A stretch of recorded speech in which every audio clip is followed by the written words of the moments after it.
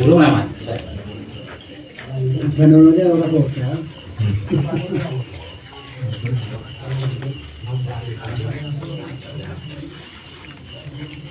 Secara prinsip tahlilan itu tidak wajib dan tidak boleh sampai merepotkan serta memberatkan keluarga yang sedang berduka cita. Yang dipuji agama adalah doa dan sedekah, bukan acara yang memaksakan diri. Kalau bentuk tahlilan sampai bikin orang stres, menghutang atau tekanan sosial, maka masalahnya ada pada cara pelaksanaannya teman-teman, bukan pada zikir dan doa itu sendiri. Apa itu tahlilan?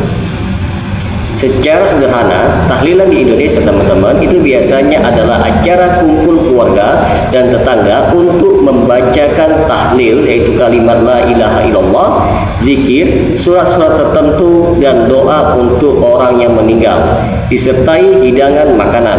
Dalam praktiknya teman-teman sering dikaitkan dengan hari ketiga, ke-7, ke-40, ke-100 dan seterusnya sebagai momen khusus untuk mendoakan dan bersedekah atas nama almarhum. Menurut pendapat yang membolehkan teman-teman, tahlilan di sini sebenarnya kombinasi antara doa dan zikir berjamaah, sedekah makanan kepada yang hadir, silaturahmi, dan penguatan psikologis bagi keluarga yang berduka. Semua unsur itu pada dasarnya hal-hal yang baik selama tidak disertai keyakinan aneh, semisal wajib syar'i atau kalau tidak tahlilan mayit itu sengsara dan tidak memberatkan keluarga. Timbul sebuah pertanyaan dari sisi syariat, apa inti ajaran tentang orang yang meninggal? Yang jelas dalam syariat kita itu dianjurkan banyak mendoakan mayit, seperti doa maghfirah, rahmah, dan lain sebagainya. Sedekah atas nama orang yang meninggal dibolehkan dan disepakati oleh sebagian para ulama. Pahala sedekah bisa sampai kepada mayit, menghibur dan membantu keluarga yang berduka, termasuk bagian dari akhlak dan solidaritas sosial dalam Islam. Artinya inti ajaran itu doa, sedekah, dan menguatkan keluarga. Bentuk teknis acara berjamaah hari keberapa, pakai tumpeng atau nasi kotak, baca apa saja, itu masuk ke dalam adat dan ijtihad, bukan pokok agama teman-teman. Karena itu ulama yang membolehkan tahlilan menekankan bahwa ia hanya cara membungkus doa dan sedekah, bukan ibadah pokok baru yang mengubah kepada syariat. Lalu mengapa ada yang bilang tahlilan itu merepotkan? Ada beberapa sebab teman-teman kenapa muncul kesan bahwa tahlilan itu merepotkan. Yang pertama, beban ekonomi dan sosial. Di sebagian tempat teman-teman, keluarga merasa terpaksa mengadakan kenduri besar karena takut dicap pelit atau tidak menghormati almarhum, sehingga mereka harus belanja banyak, masak besar, bahkan kadang sampai berhutang.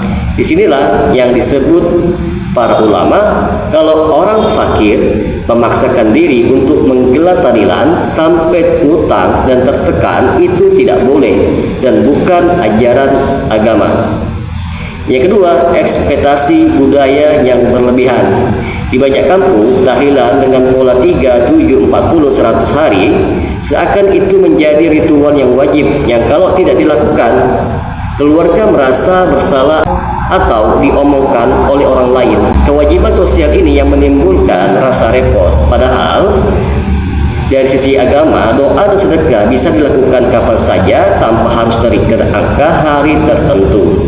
Yang ketiga, persiapan teknis acara, menyiapkan tempat, kursi, makanan, undangan, konsumsi, dan lainnya memang bisa melelahkan, terutama kalau keluarga itu sedang sangat berduka dan tidak punya banyak bantuan. Padahal secara fikih teman-teman tidak ada kewajiban menyediakan makanan kepada semua orang yang datang. Yang utama itu justru tetangga yang membantu dan kirim makanan kepada keluarga yang berduka. Jadi yang dianggap merepotkan sebenarnya bukan tahlil seperti zikir dan doa, tetapi kultur kenduri yang dipaksa besar dan mewah, serta rasa harus yang dibebankan oleh lingkungan. Teman-teman, di sini kita akan membawakan sikap ulama dan ormas. Kenapa bisa terjadi berbeda pendapat? Di Indonesia, sikap terhadap tahlilan itu berbeda-beda, teman-teman. Yang pertama, dari kalangan seperti Nahdlatul Ulama atau NU umumnya menerima tahlilan sebagai tradisi, doa, dan sedekah bersama yang berpahala, selama niatnya benar dan tidak memberatkan keluarga. Mereka memandang tahlilan sebagai wasilah atau sarana untuk menghidupkan doa, zikir, baca Al-Quran, dan sedekah, bukan sebagai ibadah yang baru yang berdiri akan sendirinya. Yang kedua, kalangan yang lebih memilih doa pribadi, semisal sebagian Muhammadiyah. Sebagian ulama di Muhammadiyah, teman-teman, itu lebih menyarankan doa dan sedekah tanpa format ritual tahlilan berjamaah yang terikat kepada hitungan hari untuk menghindari potensi bid'ah dan beban sosial. Mereka tidak melarang orang untuk berdoa untuk mayit, hanya mengkritik ritualisasi dan penetapan hari-hari khusus dengan cara yang tampak seperti kewajiban yang baru. Lalu yang ketiga, ada dari kalangan salafi, ada yang secara tegas melarang tahlilan dan menyebutnya sebagai bid'ah dengan argumentasi bahwa Rasulullah dan para sahabat tidak melakukan ritual doa bersama dengan format seperti itu, dan mengaitkannya dengan hadis kullu bid'atin dolalah. Mereka lebih mengarahkan umat untuk mendoakan mayit secara pribadi, bersedekah, dan menjauhi bentuk-bentuk yang dianggap menyerupai ritual agama lain, teman-teman. Maka benarkah tahlilan itu merepotkan? Jawabannya tergantung bagaimana cara melaksanakannya. Kalau kita lihat dari sisi syariat dan realitas sosial, jawaban yang tepat adalah seperti ini. Secara ajaran Islam, tahlilan itu tidak wajib. Tidak ada perintah secara khusus harus kumpul dari hari ke-3, ke-7, ke-40, dan ke-100 dan seterusnya. Karena tidak wajib, maka memperlakukan tahlilan seolah-olah kewajiban sosial yang harus dikerjakan meskipun berat, jelas bertentangan dengan prinsip la yukallifullahu nafsan illa wus'aha. Allah tidak membebani di luar kemampuan. Doa dan sedekah untuk mayit sangat dianjurkan, teman-teman, dan bisa dilakukan secara sederhana tanpa adanya acara besar. Semisal keluarga membaca Yasin di rumah, berdoa setelah sholat, menyedekahkan sebagian harta kepada fakir miskin dengan niat untuk almarhum. Semuanya bisa dilakukan tanpa merepotkan dirinya. Yang salah dan merepotkan adalah budaya yang memaksakan diri dan gengsi, bukan zikir ataupun doa. Ulama yang membolehkan tahlilan itu biasanya mengingatkan orang miskin tidak boleh dipaksa untuk mengadakan tahlilan besar, apalagi sampai berhutang, karena itu bertentangan dengan tujuan sedekah dan rahmat. Jadi ketika muncul pertanyaan, benarkah tahlilan itu merepotkan?